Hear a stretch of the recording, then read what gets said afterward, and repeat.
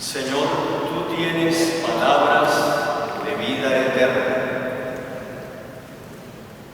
Estas palabras del salmista que hemos repetido varias veces como un ritornello al salmo que se proclamaba, son palabras que indudablemente nos llevan a una reflexión sobre lo que es la palabra de Dios para nosotros. Es una palabra que da vida, porque es Cristo mismo, la palabra del Padre, hecho uno de nosotros en el seno de la Virgen María, quien nos habla de Dios, quien nos manifiesta a Dios, quien nos hace entrar en comunión con Dios, y de esa manera nos da la vida, y la vida en plenitud. Por eso la palabra del Señor ilumina todas las circunstancias de nuestra existencia. Todos los momentos, ya sea de nuestra vida personal, o de nuestra vida familiar, o de nuestra vida como comunidad, están siempre iluminados por esa palabra de Dios que nos da vida. Y de esa manera, cada uno de los momentos vividos se hacen momentos de salvación, se cargan de ese sentido que nosotros recibimos por la fuerza, la gracia del Espíritu Santo, y que por lo tanto nos permite unirnos profundamente a Dios y a los demás. En ese sentido, la conmemoración de los 10 años de FAMI es iluminada por la palabra que acabamos de escuchar. Y podríamos nosotros encontrar muchos elementos diferentes para ver cómo adquiere sentido a la luz de la palabra del Señor. Pero yo me quiero fijar solamente en un aspecto. Se nos dice el apóstol San Pablo en ese texto de la primera carta a los Corintios, cómo en el mundo, en ese momento simbolizado entre judíos y griegos, cómo en el mundo se busca la sabiduría o se buscan los signos, y que por lo tanto para el mundo Cristo nuestro Señor aparece como un escándalo o aparece como una necedad. Yo pienso que eso se aplica un poco a nosotros hoy. Vivimos en una sociedad materialista, en una sociedad en la que se nos invita permanentemente a no pensar sino en nosotros mismos y por lo tanto a no preocuparnos por los demás. Es una sociedad que ha sido caracterizada como una sociedad de la indiferencia. Cada uno vive su propia vida, cada uno busca sus propios intereses, cada uno busca su propia felicidad. En ese contexto, proclamar a Cristo y proclamarlo como Él se nos presenta, por ejemplo, en el texto del Evangelio de hoy, como el nuevo templo, el lugar en donde se encuentra a Dios y por lo tanto donde se encuentra la plenitud del amor, de la verdad, de la belleza, donde se encuentra la plenitud de la vida, parece una necedad. No se entiende qué sentido tiene ese acto supremo de amor suyo de entregarse por nosotros a la muerte para darnos la vida. ¿Qué sentido tiene ese precepto que Él nos da y que se refleja ya desde antes en el Éxodo con el decálogo que escuchábamos en la primera lectura? ¿Qué sentido tiene el no pensar tanto en nosotros mismos, sino en abrirnos permanentemente a Dios y a los demás? En Cristo nosotros predicamos la auténtica sabiduría y la auténtica fuerza, cuando para el mundo sea necedad y debilidad. Y esa auténtica sabiduría y esa auténtica fuerza es la sabiduría y la fuerza del amor. El amor que busca el bien del otro, el bien de todos, por encima del bien personal, del bien particular. El amor que nos lleva a no pensar en nosotros mismos, sino a pensar en los demás, especialmente en aquellos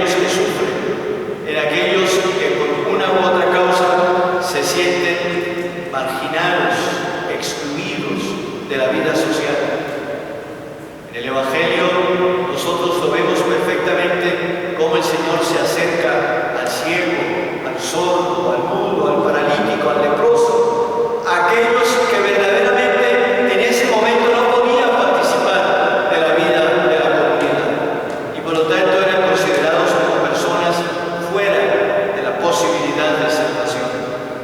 Y Él se acerca para dar consuelo, luz, para hacer que su palabra resuene hasta lo íntimo del corazón, para purificar, para lavar, para hacer posible que vuelvan a la vida. Y nos invita a nosotros a que lo imitemos, porque la maravilla de nuestra fe es que nosotros reconocemos cómo Dios nos llama a unirnos profundamente a Cristo y a hacer de nuestra vida la vida de Cristo y hacer de nuestro servicio el servicio de Cristo. Por eso a nosotros se nos llama a que también empecemos a mirar a los demás, a mirar a los desposeídos, a los pobres, a los marginados, a aquellos que por una u otra causa excluyen la sociedad. Eso es lo que nosotros estamos haciendo en la Fundación para la Atención del Migrante.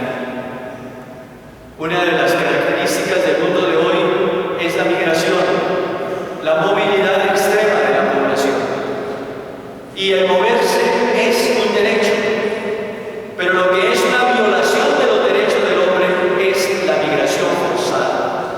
Es el obligar a alguien a desplazarse, a perder sus raíces para buscar otras, en otros contextos, en otros lugares, en donde se va a sentir totalmente perdido, desorientado, porque precisamente pierde sus raíces profundas.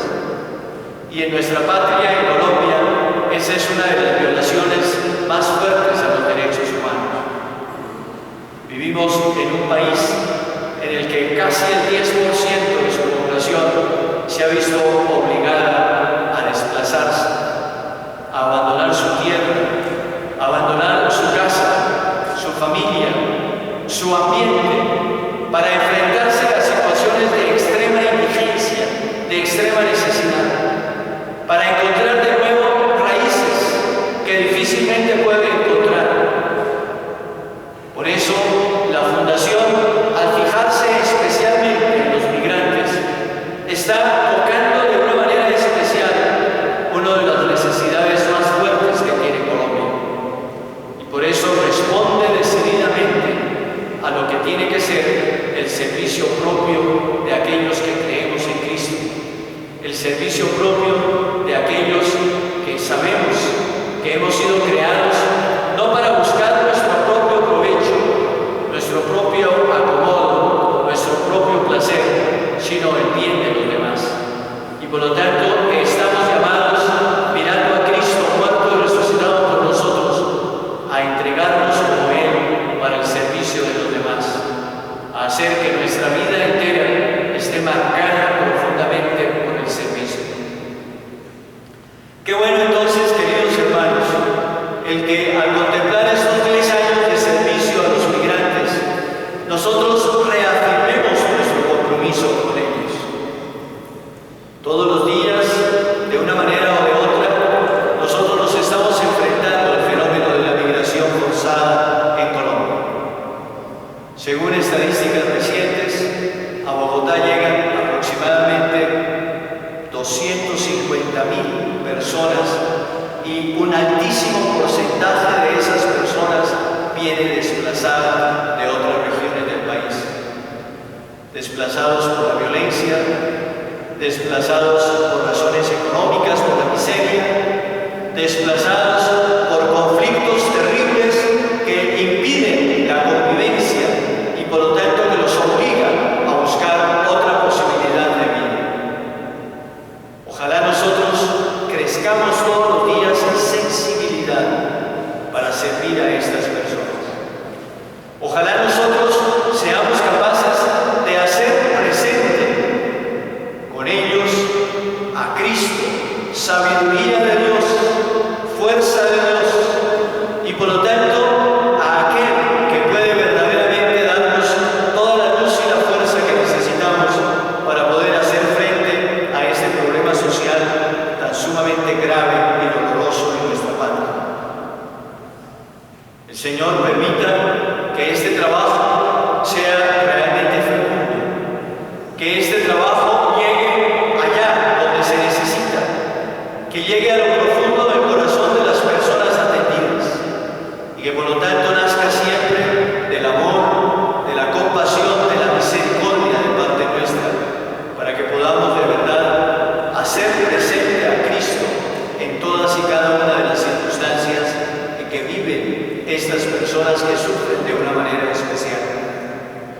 Así nosotros logramos que Cristo sea el templo en el cual encontramos a Dios y que Cristo sea el templo en el cual nosotros encontramos la luz y la fuerza para poder llevar a los demás todo aquello que necesitan para sentir ellos también el amor y la misericordia de Dios.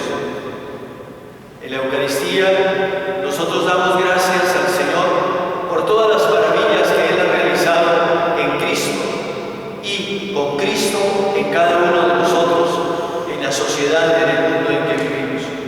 Démosle hoy gracias al Señor especialmente por estos 10 años de familia y pidámosle